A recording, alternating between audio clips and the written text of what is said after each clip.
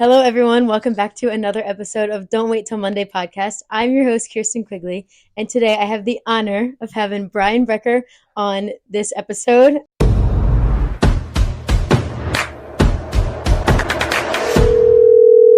Hi, Mom. To give you a little bit more about him, so I know him because he is my fiance's cousin, so you guys know Adam. If not, there's an episode with him that you can check out. But I brought him on here today because he has an amazing story with baseball throughout college and high school and even now with his career. And I've watched him grow over the years that I've been here in the past 7 years in the family. So I was really excited to bring him on and just talk through all these different things. So without further ado, to give you a little bit more about Bryan, he is a Chicago native. He was a part of the Windy City baseball growing up. He went to Notre Dame College Prep, where he was team captain. He had the all-conference honors. He got the Team Gold Glove Award, and he was rated number 8 catcher in Illinois and number 58 overall player in Illinois reported by Prep Baseball Report. Yes, right. Yes. And then, so I think I didn't mention yet, but his position was a catcher. And then he went to Michigan State University, where he won, where he was an honoree for the Buster Posey National Collegiate Catcher of the Year Award, watch list honoree. He also earned academic All Big Ten honors. He was named to the Big Ten All Freshman team, and he was also named to the 2023 second team All Big Ten. And this was all before he even got started in the MLB. So already off to a great start. Bryan, welcome to the show. Thank you for having me. It's so exciting. Of course, I'm so excited. Okay, so let's get into it. All right, so my first question is, how early in your life do you remember holding a baseball or a bat or playing the game and absolutely falling in love with it? Man, I mean, from what I remember, and my parents always tell me, is that I had a baseball and bat in my hand before I could walk. So, I mean, I think right from the get-go, I was pretty intrigued by the sport. And, I mean, I remember so many days with my dad and going to the park, throwing the ball around in front of the house, or just throwing me batting practice, everything. So, I mean, as long as I can remember my whole life, I've loved it. Yeah. I love that. And I love the whole, with your dad, I can just see him handing you a baseball and bat and having all the catches with him. Yeah. Okay. And now specifically to Chicago, how would you say playing baseball in Chicago specifically has shaped the player that you are? I mean, I think that to a certain extent, all Midwest states are kind of the same, but you just grow up playing in the cold and you learn to just deal with it. And if you're willing to, deal with the elements, then you really love the game. So I think that a lot of people that I know that I've played with, and now I've got to play with people from all over, but now especially the Midwesterners and people from Chicago too, it's like there's just a certain amount of grittiness, I think, to your game, that you want to be like the hardest worker out there, and you want to just not let anything faze you. And no matter how hot or cold it is, or good, bad going your way or anything, you just want to be a gritty player. And I think that being a Chicagoan kind of encapsulates that a little bit. So, yeah. Yeah, for sure. And I would definitely say, too, it's kind of gives you like a one-up a bit, because if you can play in the cold, then you can play in the warm and for sure. All these like southern states and stuff. And it's kind of like something I think of is like if you were to practice something with like weights on, like if you were to practice in the cold and then you take the weights off, or then you like take the cold away and it's warmer, it makes it easier. Does that make sense? Like, would you say that? Or I mean, I know a lot of people that have come to play with me in college or their first time playing in the cold that are from California, Arizona, wherever. And it takes some adjusting. Yeah. You just hear them complaining the whole time, and you're like, I've been doing this my whole life. Right, exactly. So I definitely, because being from New Jersey as well, like just being in the cold, I think it does give us like a little one up compared to people. Like it's so much harder to come from the south to the north, or like warm to cold rather than cold the other way around. Right. Again, with Chicago, do you have more influence from the Cubs or the Sox, or a totally different team in a different city? No, definitely the two Chicago teams the most. We would, growing up, I can only remember going to Wrigley a handful of times, but my dad and I would go to the White Sox games, and my high school buddies and everyone, we'd go to the White Sox games because the tickets are cheaper, and you can just hop True. on the train and get down there on the south side. So it was pretty easy commute and everything. Growing up on the north side, though, I feel like all my family and everyone was more Cubbies fans, and but yeah, I mean, I remember all those guys back when I was in high school, grade school, just growing up, like Sammy Sosa, Paul Canerico, like all these guys that I can just list a bunch of them, and remember watching them play when I was younger and like aspiring to be like them. So it's pretty cool. Yeah, I love that. So are there any specific players you have looked to growing up? I know you just named a few, but are there any other ones, or even the ones you just Yeah. mentioned? And what about them inspired you? Yeah, I know that for sure Paul Canerico, Sammy Sosa, the two I just mentioned. I always enjoyed watching them play, and then me being a catcher, I would always try and watch catchers to kind of emulate them a little bit. And I remember watching guys like Joe Mauer, Buster Posey, Yadier Molina, just people like them, and seeing the leadership and the way they go about their business every day, and just how they compete on the field was always just I would have just watched them all the time and try and copy what they were doing. So yeah, those were three of the main catchers that I would watch. But really almost anyone who's ever played in Chicago, I'm sure I've seen them play. So I would always look up to just any big leaguer when I was little. Yeah. Yeah, and when you looked up to them too, was it also in a way where not only did you get inspiration from maybe like the way they played on the field or them as an athlete, but you also like saw yourself in their shoes one day as well? I think that from the time I could remember, for my whole life, really, I've always aspired to be a professional baseball player. Mm-hmm. And I know there's definitely certain times in my life where if you had asked me, I'd be like, no, there's no chance that's ever going to happen. Really? And so I think that just the biggest part has been just enjoying like the journey of it. It's not so much about the end goal, but enjoying the process of it all. And then you never know what's in store for you. And if you just keep at it, then you never know where you're gonna end up. So That yeah, is but beautiful. it's not like I knew I was gonna be where I am Yeah, right now when I was younger, but it right. just ended up working out that way, and I'm thankful for Yeah, I love that. That was so it. sweet. When we'll definitely get back into that more when we talk about, where you are now and hmm everything. But yeah. So it was your dream to get into a Big Ten school. Yes. I believe I Yes. read that correctly somewhere. hmm Okay.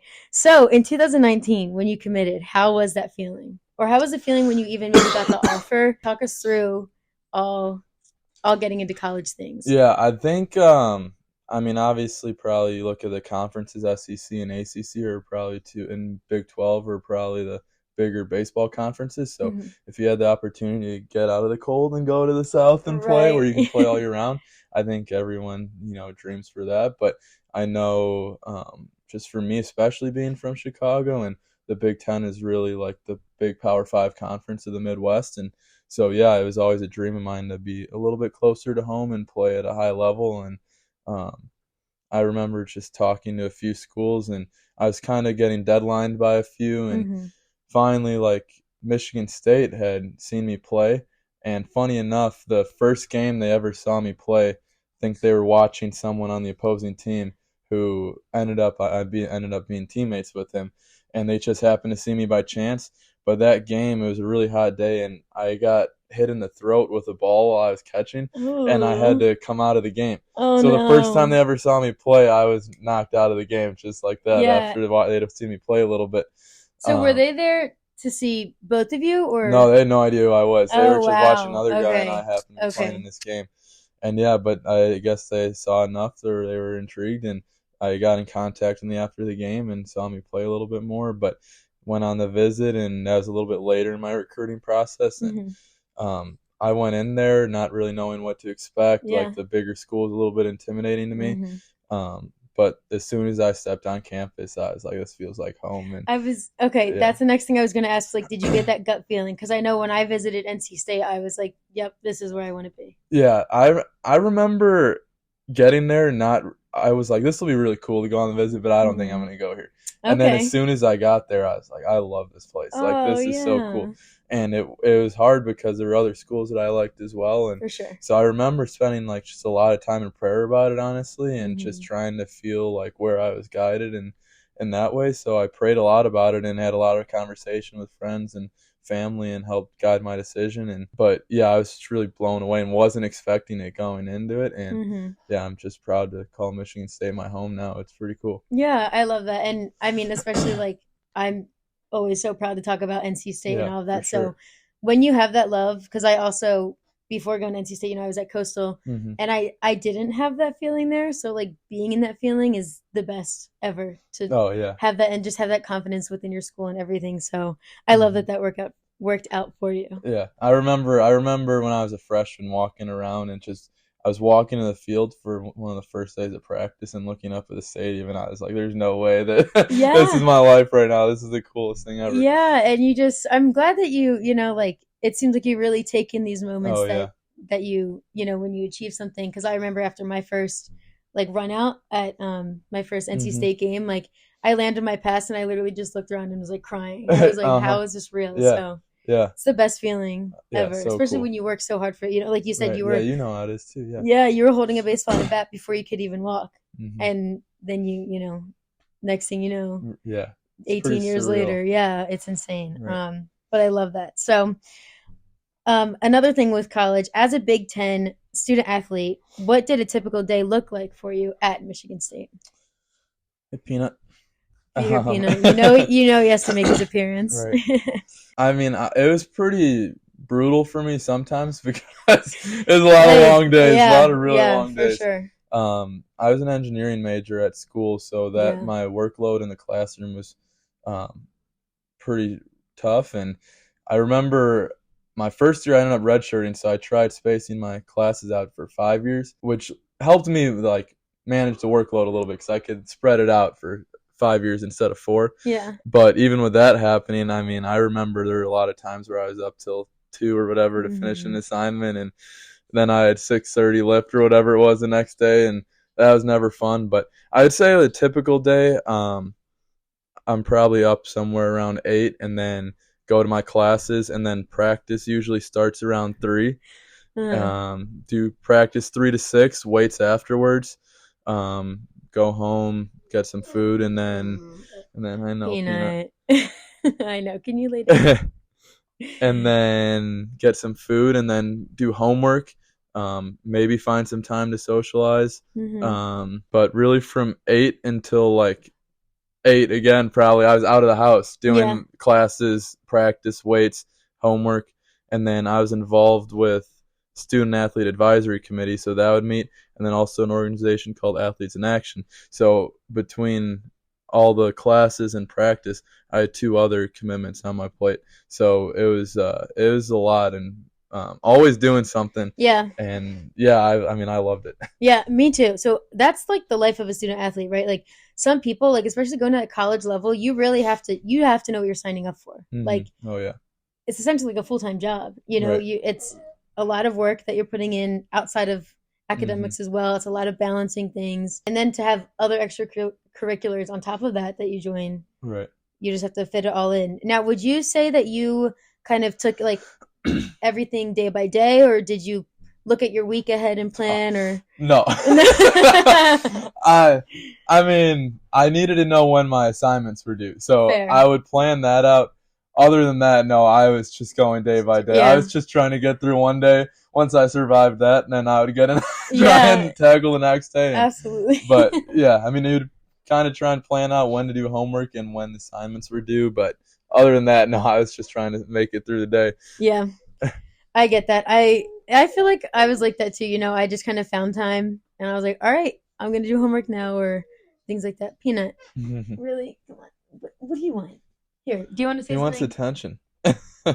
Thank you so much, Peanut, for that. Okay, okay. You also mentioned athletes in action. Hmm. Can you tell me a bit more about that? Yeah, so Athletes in Action is a sports related ministry where essentially it's an organization that uses sport to spread the gospel or share the good news of Jesus. And basically while I was there, there's 4 people on staff, and they have one-on-one discipleship training for people curious about their faith and anything. You can meet with them one-on-one, and then on Tuesday nights we have a big group gathering where we would actually, on average, somewhere between like 80 and 120 athletes at Michigan Wow. State would come to learn about the Bible and just be really curious and try to grow their faith. And it was really a really cool community that um, honestly, Michigan State's Athlete in Action is one of the biggest in the country, and it was really cool to be a part of something like that. And it helped me grow in my faith and answer a lot of questions that I had. And Yeah. so it's cool to be part of that. Yeah. Yeah, and would you say, like, have you always been like a pretty religious person, or did you find as you were growing up and as you were maybe looking for more answers in life and guidance with college and decisions that you got more in touch with your faith? Um, it was definitely as I was in college that I really found my footing because I grew up Catholic, and my parents and I would go to church every day, and then, or sorry, every week, and Every that'd be a lot. day. And so then, when I was in about 8th grade or around that age, we moved from the Catholic Church into, it's called Evangelical Free, or it's like a Mm, non-denominational, a little bit different, yeah. and went there. And then when we made that change, I kind of started to have my own questions and be really curious. And then it wasn't until, well, I got involved when I was a freshman, sophomore, but it wasn't until my junior year that I fully gave my life to the Lord and said I was going to live entirely for God and Hmm. really dive into the Bible for my own sake. And um, yeah, that was really the best decision I've ever made. And but yeah, my faith didn't really become my own until I was a junior. Yeah, and it seems like it's been pretty rewarding for Hmm. you to dive into that, right? Yeah, I mean, essentially, success, failure, whatever it is, ultimately, at the end of our life, I feel like none of it really matters. Like if we all are die, like you can't True. live forever, and Yeah. um, what you have that's gonna last, in my personal opinion, with Hmm. the Bible and believing in God, is that what you have to look forward to at the end of your life is eternity with Christ if you place your faith there. And really, so it just takes a lot of weight away from everything Yeah. in this world because, yes, it matters, but at the end of the world, like no one's going to remember who we are in 100 years except for the exception of a few really historical figures. And so at the end of the day, it And doesn't anyone on matter. this podcast. Yeah, that's right. And so at the end of the day, it But doesn't matter, and it just takes weight off of your life and allows you to do anything you do freely and just find, just a lot of joy in what you do, which yeah. is cool. And now I know that you still do some like missionary trips Hmm. ish. Is that with Athletes in Action or that's something separately? So I've gone to Haiti twice on trips with my church at home. Okay. And then, yeah, I've done 2 with this organization, Athletes in Action AIA, and those were to Cuba, actually, using the same thing, sport, to share the gospel there, which is really cool. Yeah. I think that's cool too because it just can like tie something else in. I'm not the most like in touch with my faith. Like I grew up Hmm. also Catholic, confirmation, everything, but just like you were saying, you had like your own questions and I've had mine as well. But I think that's kind of like the beauty of it too, is everyone can find their own path with it. And I Hmm. just came from a book club and one of the chapters was like called the G word and it was like about God and stuff. And it was just saying how everyone can find their own path. So like whether it's, Hmm. whether you even call your higher being God or, if you're like Buddhist or just you say the universe, Hmm. I think definitely like the biggest thing is like you were saying, you had faith in something and it lifted weight off of your shoulders Hmm. and it helped you guide and you believed in it and Yeah. gave you something back. Yeah, that's So right. yeah. Yeah. Okay, now moving on from college and moving into the MLB. So the 3 days of the MLB draft in 2023. I need Hmm. you to talk us through those 3 days, all of the emotions, like everything that was happening. Yeah, there was a lot of moving parts during those couple days. At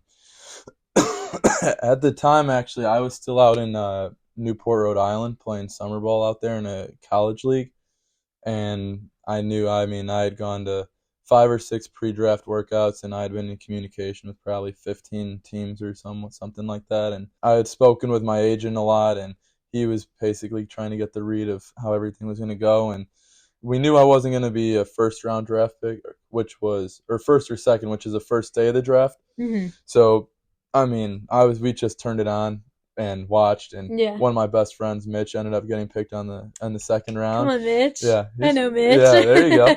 We need him on the I podcast. know. I'm gonna have to call him down to Florida. Listen to the But trip. yeah, Mitch was drafted in the second round on the first day, so that was so exciting to see one of Yeah. my best friends drafted. And then um, we wake up for the second day, and I told my coaches out there I was not playing in the games. I just wanted to be trying to get the next part of my life figured out. So Yeah. I took a little break from the team for a couple days, and there was a chance we thought I might go on day 2 and just later rounds, and I ended up not getting a single call the entire day. But one of my other teammates in the third round got drafted, so it was really cool to see that too, and I was Mm. really happy for him. Um, so I was just like really overwhelmed because I was like, am I even gonna get drafted? Like I didn't get a single call. No, I remember And Adam like glued to his phone that day. I think at this time we both worked at the same cheer gym, and he was like in between like classes, if we passed each other, he'd be like, yeah, we still didn't say anything, like yeah. glued to it. So I could imagine how you were. And you Oh, it was weren't even terrible. here with family. You were in. I was out in Newport, so one of my best friends in the world, he played with me at Michigan State, was also on this team, and he was going through the draft process as well. So his name was Trent Farquhar. So him and his father were out there, and so there's the three of us hanging out and spending time together, doing that. And yeah, I remember. I mean, day 2 of the draft is so long. It's rounds 3 through 10, and Yeah. we're glued. The same thing, glued to our Mm-hmm. phones the entire day, just sitting there waiting for a call, and it was miserable just sitting there and nothing. And I remember after the day was over, I was like, I just need to get my mind off of this. So Yeah. there's a little lake over there, and I went fishing, Yeah, and as we I say, just did you needed go to get my mind fishing? off of it. So yeah, I went fishing, and yeah, again, spent a lot of time in prayer and talking to my dad and my agent Yeah. and everyone, and just trying to really figure out our next steps. And then later that night, I mean, my phone was blowing up really, and the next morning, and everything from scouts and teams wanting to know like what my interest level was still and everything. And we wake up and same thing, get our setup on, and those rounds 11 through 20 that day.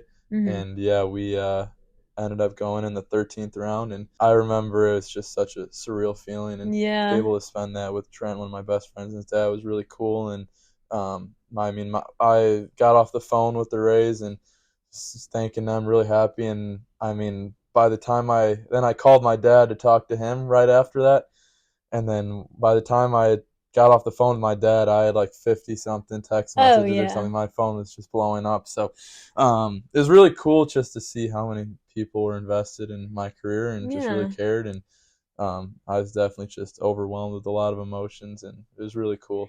Yeah, I can imagine it's like a roller coaster. Like even talking about it, like that just anxiety you get like waiting around is probably one of the worst feelings ever. Yeah, it's Like I mean, hard. growing up cheering and like the 20 minutes that you're sitting there at awards waiting for Yeah. them to be announced in your placement.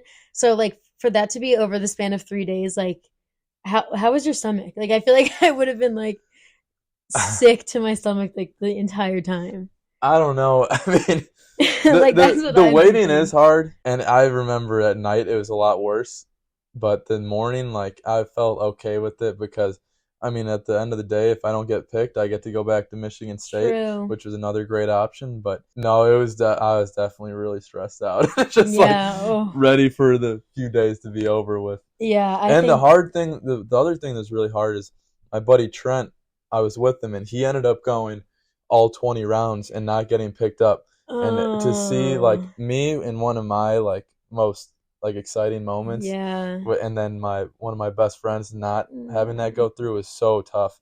And he was a good sport about it, and Oh, like we went yeah. to the beach and everything. And I ended up getting dinner with my host parents that day and had a little celebration and everything. And but thankfully, a few days later, I get a call from Trent, and he had actually signed a contract with the Phillies a few days Yay! Go later. Trent. So Wait, did I meet? I think I met him over you the did it, yeah. summer. You met Trent in New Year's for Tom and Jerry's. Yes, you're right. Oh my gosh, because Yeah, I remember he was like Phillies, and I was like, heck yeah, yeah. yeah. So yeah, it And he's ended up working still out. over there with them. Yeah, he's Yes. still with the Phillies. Yeah, Awesome. I love that. I love that. Well, I'm glad yeah, it worked out for him. And yeah, I can imagine that too. Like, it's essentially one of the best days of your life, and he's yeah. down. So it But was definitely a whirlwind of emotions between me having to leave Michigan State, but also like accomplishing one of the biggest goals of my life, and then Yeah. also trying to maneuver that with one of my best friends, and so it Yeah. was just a whole whirlwind of everything. Yeah, gosh, I Yeah. can imagine.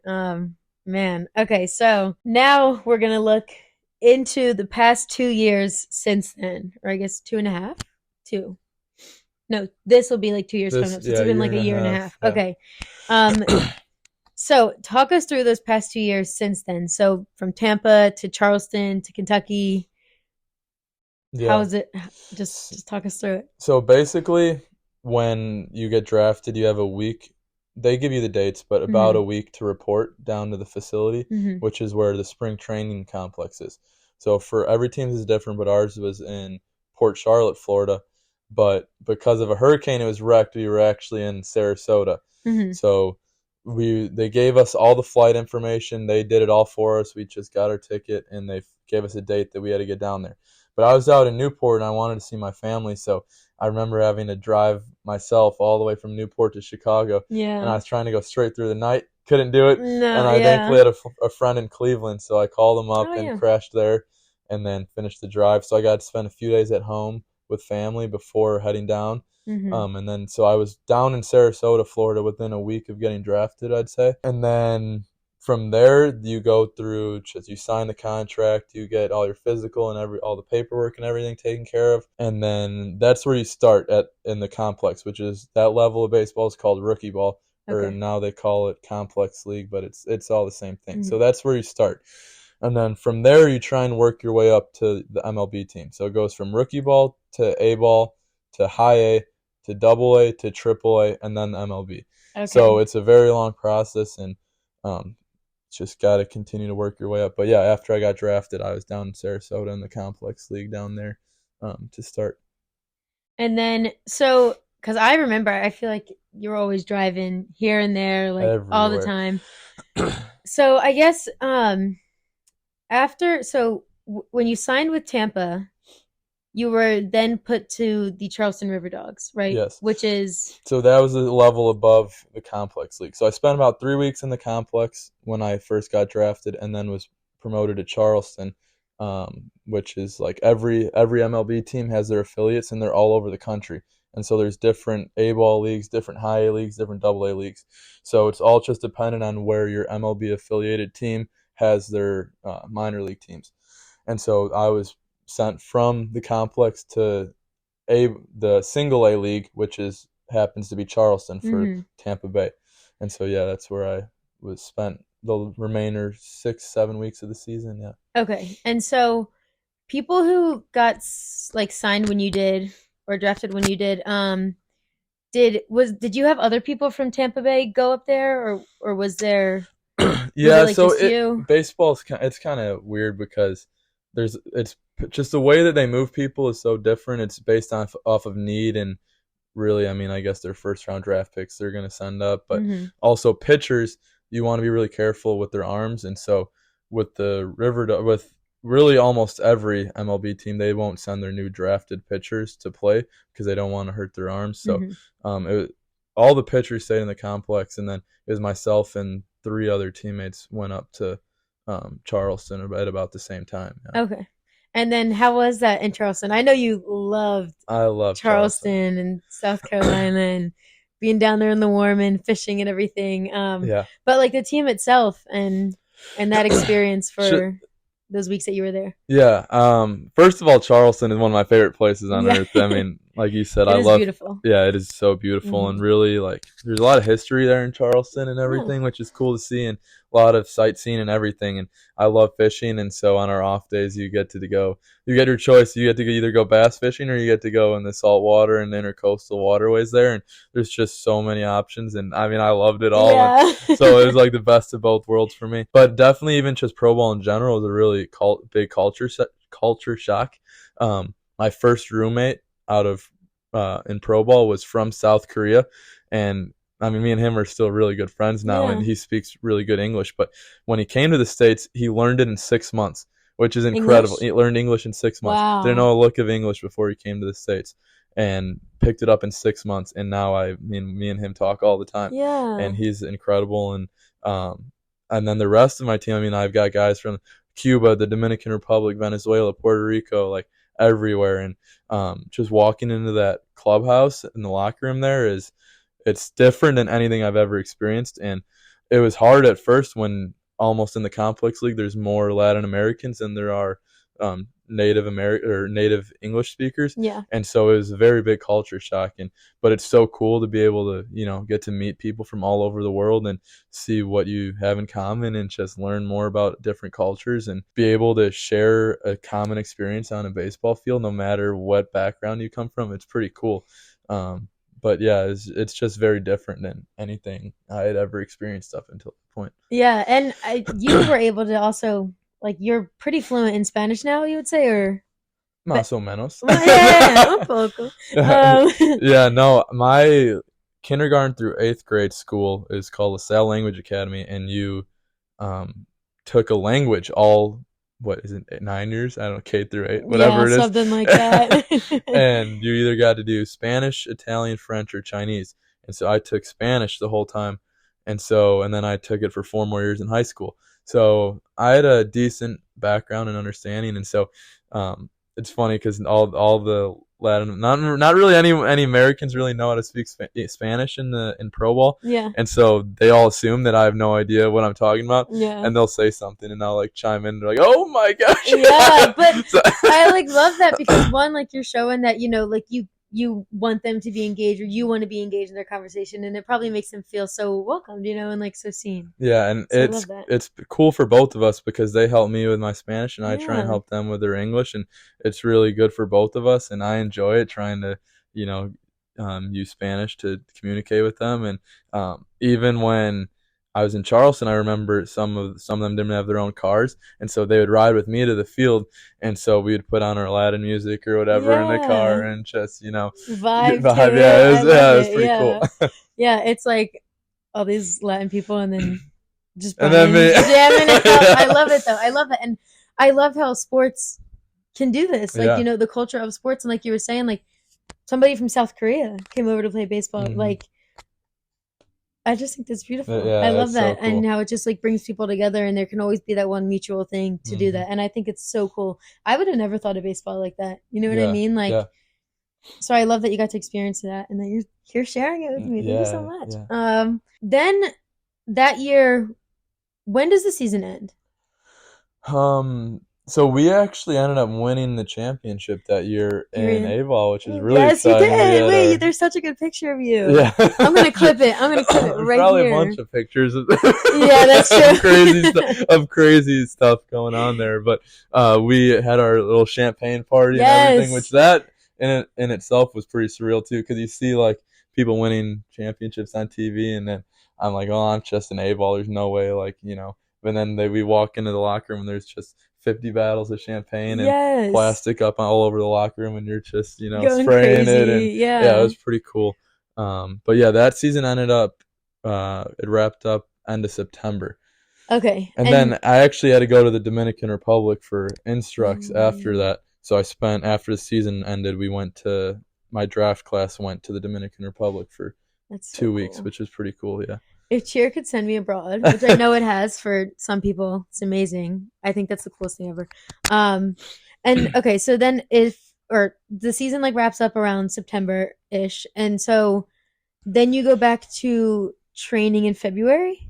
Yeah, so Yes. basically, I mean, every team does it differently, but the Okay. way that we operated and the way it worked out for me is basically end of September, early October until February. I'm completely on my own for training. Yeah. So I can go wherever I want, wherever I need to go to take my own development into my own hands a little bit. And Yeah. it's nice because you're locked into one place. Like you can't really leave during the season. And Hmm. so it's hard. It's not seeing family or friends or anything. So For sure. now it's nice that I get to, make my rounds a little bit and see family and friends that I don't always get to see, and then Yeah. really train how I want to, where I want to, which is nice.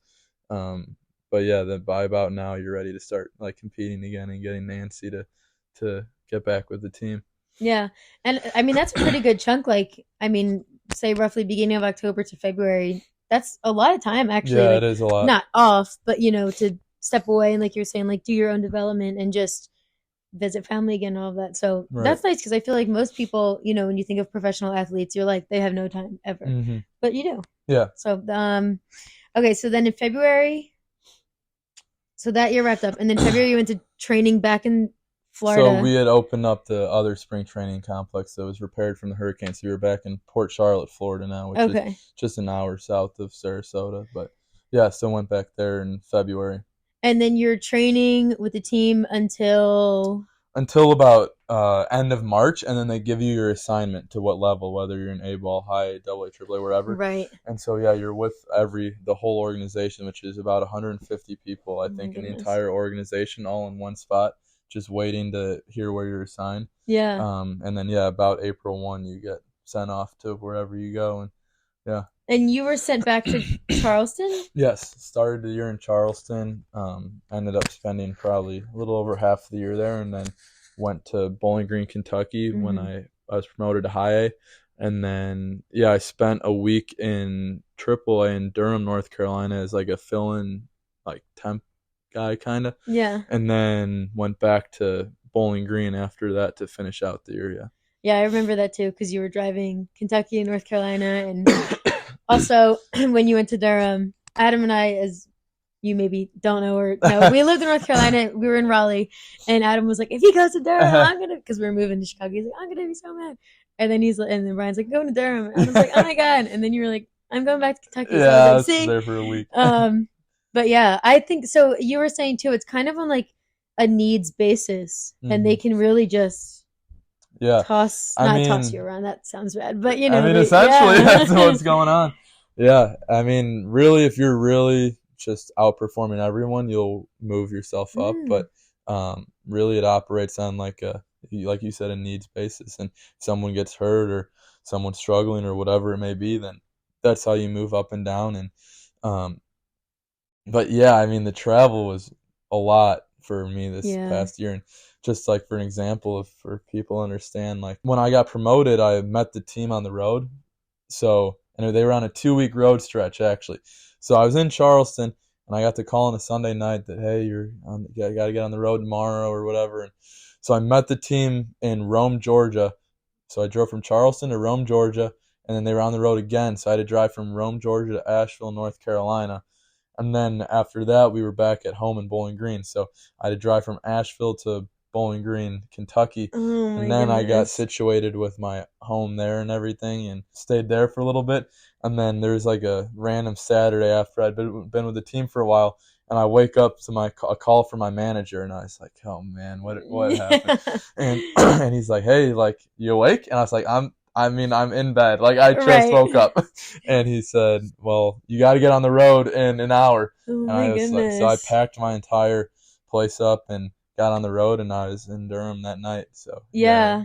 That is so like I mean it's very fast paced moving like yeah, being a professional athlete because I had a friend who married someone that was on the LA Rams. That's the football team, right? yeah, LA Rams, yeah. yeah. And I remember her saying like I forget where they were before that, but wherever they were like they were moved in and then he got I guess called or switched over to LA and I think they were out in like the Midwest somewhere.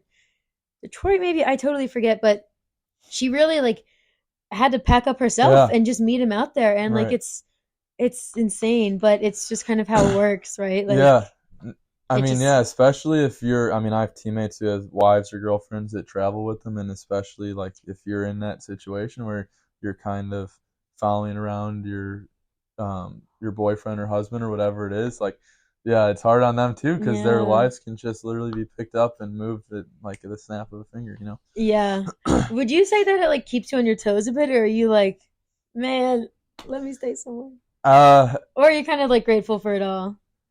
I'd say it was a little bit nerve wracking at first for a while, for Yeah. sure, 'cause you don't know what's gonna happen, and ultimately, I just learned it does you no good to even like be like, why am I not moving up, or why is this guy doing that, or Yeah. like, what if this happens? Like, all the what ifs and crazy possibilities, it does me no good to waste any energy to even thinking about it. So So true. whatever happens is gonna happen, and so I can really try to be where my feet are at and be really present in the moment. And when I get the call to move, then I'll move, and Then you do it, there's yeah. nothing I can do about it, and it's all gonna work out. So Yeah, really, it's you got to roll with the punches and just enjoy it. Yeah, exactly. Kind of just, just be grateful that you're there and doing Yeah, it. right. Anyways. Okay, and then how do you compare Kentucky to Charleston? Moving from that. It's a promotion, but it's almost not. Right. So, Yeah. I mean, the obviously it's good trying to work up the ranks, but Hmm. um, like I said, Charleston's one of my favorite places in the world, and Bowling Green. I mean, everyone talks bad about it because you would go from Charleston to another place, so anything's gonna look bad That yeah, next to it. that's so valid. But I mean, I really liked it. I mean, it's the uh, home of the Corvette Museum. It's where Corvettes were manufactured. The Fruit of the Awesome. Loom headquarters are there. So if Come you on. have, yeah, Yeah. I mean, so many attractions. It has Mammoth Caves. There's a lot of like Oh cave yeah, systems in there, which yeah. that's actually pretty That is fascinating. really cool. And it's like known for like having every fast food restaurant ever. Is Interesting. so there's a lot of food options, but and it's a college town. Western Oh, Kentucky okay. University is Yeah, there, yeah. so I mean, there's some stuff there, but it's fine. It's nothing great. Yeah. And then this is more going back to like those teams themselves. How would you say they compare to like your college team? Because I feel like I've heard in the past just from different athletes getting into the professional field where it's kind of like it becomes like every man for themselves sort of deal because everyone is working at their own pace Yeah. and there isn't that, not that there's not a team dynamic, but there's not that much of a bond or like brotherhood as you would have Right. gotten from college. Would Right. you say that? For sure. I mean, in college, you spend all your time together, Yeah, like on yeah, and off the field. You're hanging out, yeah, and those are some of like my best friends in the world. yeah. And so you really do get that brotherhood and camaraderie, and you're really trying to win because I mean, you want a conference championship, you want to win a national championship, everything. And so you're working together, and you're like trying to accomplish those goals. Hmm. And when you're in I mean, when you're in the MLB, they care about winning because you want to win a World Series. For That's sure. everyone's biggest dream. Yeah. But when you're in the minor leagues, like it matters, but really the minors are more used for your development to get you to the MLB. Right. And so, I mean, really, there's like every team I've been on, there's been like 5 or 6 guys that I get to be pretty good friends with, and then Yeah. the rest, it's like, I mean, they're fine, but like you are competing against them. Right. Yeah. So it's hard because you want to care for everyone, you want to support your teammates, and you want to be a good person, but it's also like your competitive nature takes over a little bit, and you're like, I'm trying to do better. Like you can do good, but I'm trying to do better than you do. Right. Yeah. And like respectfully, Yeah. right? Like everyone, I feel like going into that space, you kind of, did you know it was going to be more like that, or did I you like, was it a did, shock? but I knew it was going to be like that, but I don't think I knew exactly what it was going to be like until I Hmm. got there. Because every team I've been on up until that point, it's like these are all my boys. Like I'm Yeah. just happy to go like play and like it's gonna be a good time and we're gonna beat whoever we're playing and we're gonna have a good time doing it. Yeah. And now it's like, well, I needed to play better than you play, and that's just how it is, and they'll tell you the same thing about me. So Right. Yeah. yeah, it's Um. just different when you live it, I guess. Yeah. And is there like a bigger age gap with like the teams you're with now too, or? So the lower levels, I mean, obviously every level you go up, the age range goes up. When I Yeah. was up in AAA, I was probably like I was the youngest by like 3 or 4 years maybe. Oh, okay. That's But not there that was big a of a guy gap. on my team. I'm 22, and there's a guy on my team that was 35. Oh, So okay. like, it's just all depends. But when I was in high A and A ball, it was like I was actually probably one of the older guys on the team in A ball, and then in high A, I was probably average. Gotcha. Yeah. Because I mean, I feel like an age gap can also not take a toll, but have an Oh impact yeah. on the dynamic as well. Because they might be older and Hmm. married, and they could have kids or something, or Right. totally different So life at yeah, it that was funny point. because I started the year in A ball, which is a lot of the Latin Americans come into the game at a younger age because they can sign at 16 and a half. Right. And Yeah. so their process is kind of sped up a little bit. So when I was in the lower levels, um, they my teammates were a lot younger and a little more like immature, and like it's Hmm. funny, like you just try and help them grow, and Yeah. you're there with them. And then when I was up in AAA, I remember walking into the locker room, and there's a guy who was married and he had 2 kids, and there were 2 boys, and they just ran into the locker room when we were changing, and I was like looking around like, what am I supposed to do? And everyone else is changing too. And Yeah. so I was like, all right, like I guess this is how it Okay. goes. Yeah. And I remember talking about it with some guys after, and they're like, yeah, like the rules kind of like if they can handle it, if the kids can handle it, we love having them around. And Yeah. you're in a adult locker room, and if they're fine being there, then great, let's bring them around and have them there. And if they just can't handle it, then we're gonna have to ask them to leave. Yeah. And they were great, like they were awesome. Just seeing the two little Oh. kids running around, like interacting with everyone, and Yeah. so it's really just cool, like starting to see the family dynamics emerge as like when you are married and have those kids, just how you want to integrate them into your life and show them what you do every day. And it's just really cool seeing like little kids just really like enjoy and look up to the people there, and it's really cool. Yeah. I think that's so sweet too. And like how cool is it of those kids to Yeah. have that experience? You know what I mean? Like I think that's awesome. And like Adam is on the dunk team this year for the Hmm. Bulls, and we do not plan on having kids for a long time. But I'm always like, I would love for him to stay with it. One, he's, I mean, picking up on it so fast, and he's formed, like a little brotherhood with his team, Hmm. um, on there, and has really gained some great friends from the team and Yeah, for everything. sure. So I would love to see him like continue it, and like bring a kid Yeah. around and be like, my dad is on Yeah, the dunk yeah, team. yeah. I don't know how much he's got left in it with Uh-huh. that, but yeah, I think that's so cool. So is that something that you kind of like see in your future? Like you would love to have your own kids? Like, I mean, I'm a long ways away from I there mean, right, too. absolutely. But is that But something you like would love as I well? yeah, I mean, I guess it would be a dream to Yeah, like, play the game long enough to where I'm at an age where I have my own kids and have them running around the locker room. I think would be the yeah, coolest thing ever. it's so Yeah. cute. I love it. Okay, and so now when you go back, because now we're sped up. So when you go back now in this February, Mhm. um, it'll still be with Tampa. I forget if I said this. Yeah, and then Mhm. but April 1st, like by April 1st, is when you'll I'll find have the out where assignment. you'll go. But right Right. now you're like, No. no idea. Yeah, so friends and family are just asking what's your plan. I'm like, I don't have a plan. Yeah, Like because I I remember I asked you, and then can I was like, wait, I don't even Yeah. like. I kind of knew, but I still asked because I don't know why. But wow, yeah. Yeah, so it's like I said earlier, it's just taking it day by day and Hmm. just I mean, it's out of my control. I mean, I can guess I can sort of influence the decisions, but at the end of the day, the decision is completely out of my hands. So Yeah, which is like it's like crazy because in college, like it's you can have an influence on your decision and picking, and then you get to the big leagues and you're just I don't want to say you're just a puppet, but it somebody feels is like it kind of sometimes. yeah. Like I'm not like, don't come after me professionals in the professional world. I think it's great, but let's be real.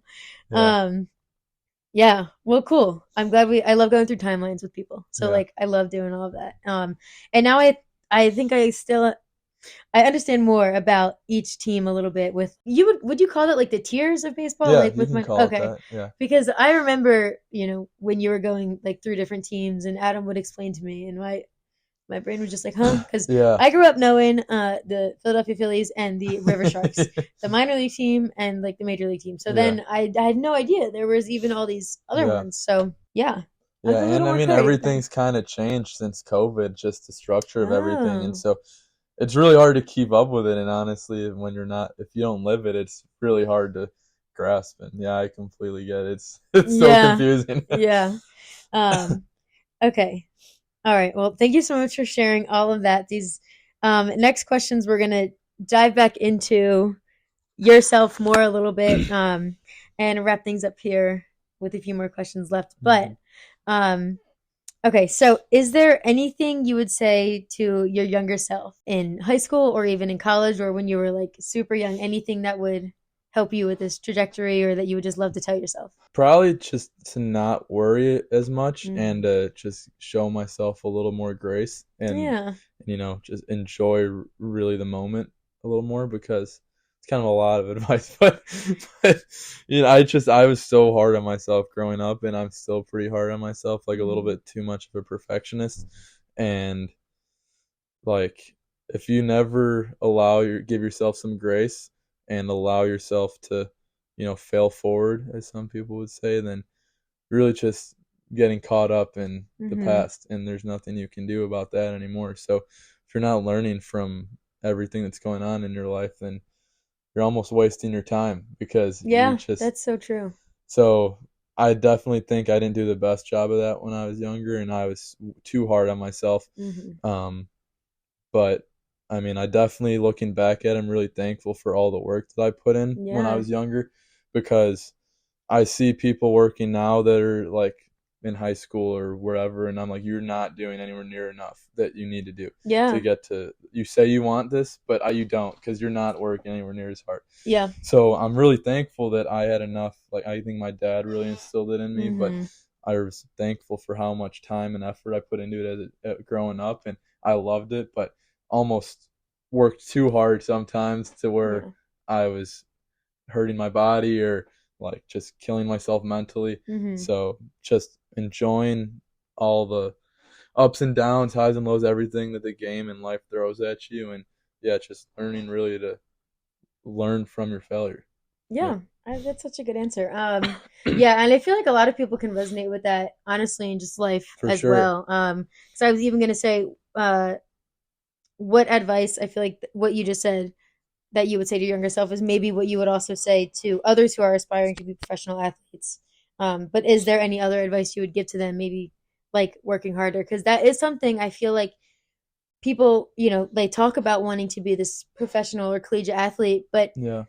sometimes they just don't realize how much it really takes. So, what are some tips, tricks, advice you would give to um, others that are aspiring to be collegiate and professional athletes? um well, there's a couple things, but I've read a few books that have really changed like my framework and stuff. One was Yeah. called um what was it called? It was called Grit by Angela Duckworth, which it essentially is just talking about what it takes to be really gritty and Hmm. successful. And it's an awesome book, and I'd recommend it. But essentially, in it, it's saying that it makes a point that if you don't love what you're doing, then you're not going to work hard for it. So if a 100%. parent like is pushing you to do something but you don't love it, it's not going to matter. Yep. And you can like be like, oh, it'd be so cool. Like I think it'd be cool to be an actor, but I don't love it, so I'm not going to work hard at it. So I'm No. not going to be any good at it. Sorry, But that's so funny. That hit home a little too bit because that is me. Oh my gosh. But you're so right. It's yeah, so true. And Adam is, he coaches and he deals with that sometimes where he knows his athletes like are just showing up maybe because their parents are yeah, making them or something, and he's like, well, if like you were saying, if you don't love this, you're not gonna show up and put in the right. work you should be. Right, exactly. And I mean, there's probably still stuff that those kids can take away from being there. And Oh, for I'm sure, sure yeah. Adam does a great job making it fun for Oh, them. yeah, yeah, yeah. And, but yeah, like when it boils down to it, if you want to be really good at something, you have to really love it.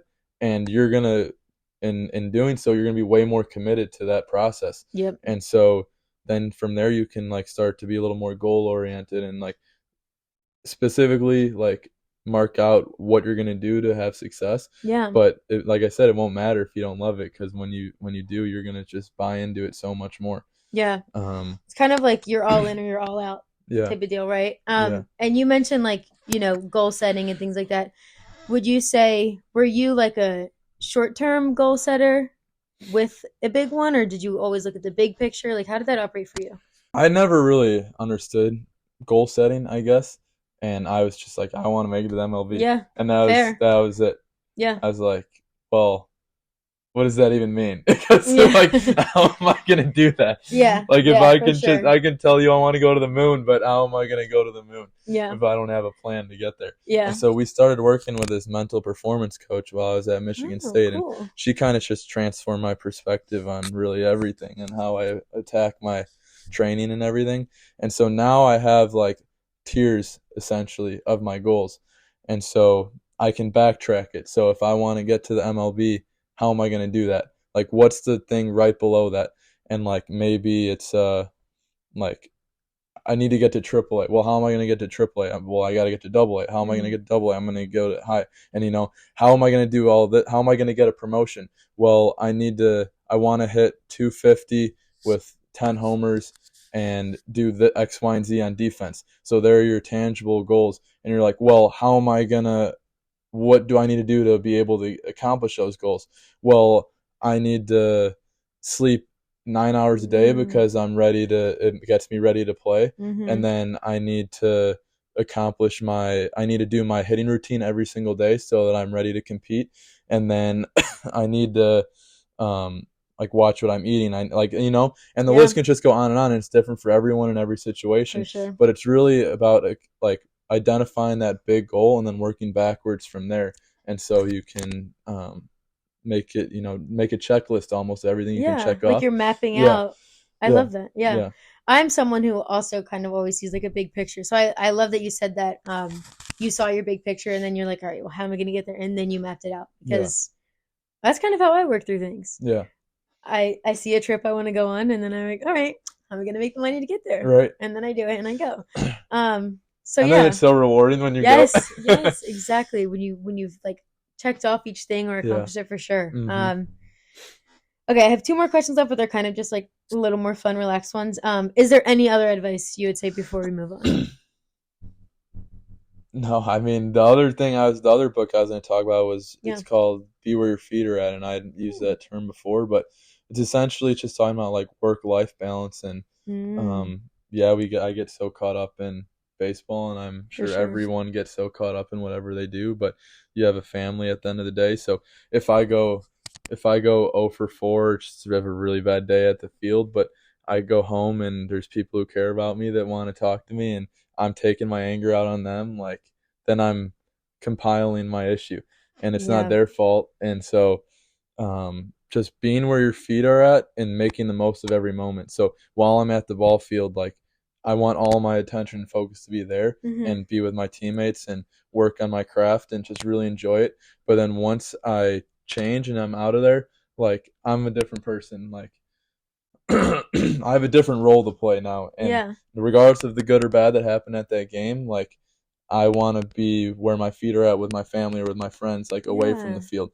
And so being able to have that, like, distinction between the two, is really crucial in life, and that's one I learned from that book as well. Yeah, Yeah. I really love that. I've never heard that like quote before, but I that's like, like really being also present in where you are at and leaving things maybe where they should be left, yeah, like, baseball at baseball and home at home. hmm Um, I love that. I love getting in these deep conversations. Normally, we just bowl and we hang out and stuff. So I love this. This is yeah. These awesome. are the best. I love hearing these from you. It's amazing. And I think people that are listening and tuning in are gonna love it as well and learn from it and appreciate it. Okay, Mm-hmm. so which MLB team is your dream to be a part of? The one that pays me the most. Honestly, period. Who's cutting my boy a check? I know that's right. You're right. I mean, I grew up a Cubbies fan, so Right, for sure. Yeah, yeah, obviously that's a dream. But no, yeah. I mean, it'd be a privilege really to play for Anywhere, any team. yeah. Yeah, Yeah, for sure. yeah, Awesome. I know. Well, I know obviously we would love to have you here in Chicago. I'd love to see you playing there Mhm. and hearing Jeremiah on The Voice. He was my Right, last episode. right. Tune into that one as well. That would be so cool. Yeah. Anyways, though. Okay. All right, and now my last question to wrap up this amazing, amazing podcast that we've had. Okay, so I need to tell the audience something. One A night, little backstory. yes, one night when Bryan was home. What was this around? Thanksgiving? Yeah, it was just It before was recently, Thanksgiving. Yeah, yeah, a like couple months over the ago. holidays, we Yeah, can yeah. say. Bryan was in town. Mitch was here. Mitch. That was mentioned earlier, and we, were like, oh, like let's all go, like head out for the night and hang out. It was so Bryan, me, Adam, and then Brittany and Diego, which are other family members as Mm-hmm. well. And we go out to this Wrigleyville, Wrigleyville, yeah. and it was like a country bar, Yeah, right? called the Old Crow, I think. Yeah, they Yeah, had it some was fun. country It music. was They had some line dancing They going did. They on had there. like line dance going on, and Adam was excited to break out his country boots once again, Uh-huh. his cowboy boots, Me and too. his belt. Yes, like these city boys gone wild, but literally. So we went there, and we're hanging out, whatever, and like a swarm of these college-aged boys walk in, and we're like, they're baseball players. They look like baseball players. Basically, take Bryan and Mitch and Yeah. times it by 10. 6, Yeah, 10. yeah. That's what showed up. So it was just like so funny because I feel like right before that too, we were talking about like baseball players and how you can always call them out. Like you can always Yeah. recognize a baseball player. So with that being said, I wanted to ask you, what do you have to say about the baseball stereotype? Well, I mean, they all came in with like these like you got the the mullet. I mullets, just got a the haircut, hats. so I was gonna say, yeah, you can't see mine now. But yeah, like the I want to say most of them had boots on, the jeans, the shirts. yeah. Like it's a thing. Oh, for sure. I mean, yeah, like you said, if you lined a bunch of guys up in a straight line, I mean, you'd be able to tell which ones play baseball. Absolutely, yeah. Yeah. I don't think it's a bad thing, right? You like embrace it, You gotta embrace it. but I it's mean, totally a thing, and I yeah. just needed to You want to look recognize the it part. You want to look the part. for sure. You want to be professional. Yeah, I love it. I love looking the part. Okay, yeah, I thought that was funny though. It was literally it was just so ironic and funny. Yeah, yeah, So it's I just perfect. wanted to Spot on. end on that. But yeah, thank you so much again for coming. I know I've been talking to you about like getting on the podcast, and I'm so happy that I was finally able to have you and that you were able to talk us through your time from before you could walk all the way up to where you Hmm. are now. I know everyone watching is probably so proud of you. I know your family here is extremely proud of you because since the minute I came here, I met Bryan as the baseball player, and I was like, "Period, where are we going?" Like, I've been rooting for you since I met you, and when we went bowling with Grandma. Uh-huh. Yeah. Um, Oh man. but yeah, uh, so you've got a lot of people behind your back, and we're extremely proud of what you have accomplished and excited for what you will accomplish in the future as well. So just again, thank you for coming on, sharing your story, giving me your time, giving the people your time, and being a part of Don't Wait Till Monday podcast. Yeah, my pleasure. Thank you for having me. And I can't wait for the next time we do this and you got your own studio and everything. It's gonna be awesome. Yes, and wherever you may be, who knows? I'm Yeah. excited for it all. So I love it. Yeah. Thank you all so much for tuning in. If you would like to keep more up to date with Don't Wait Till Monday podcast, don't forget to follow me on Instagram at Don't Wait Till Monday podcast, on TikTok as well. Subscribe to YouTube if you are watching the video. If you didn't watch the video, you can go ahead over to my YouTube and watch it. And also, I will let Bryan tell his Instagram at as well.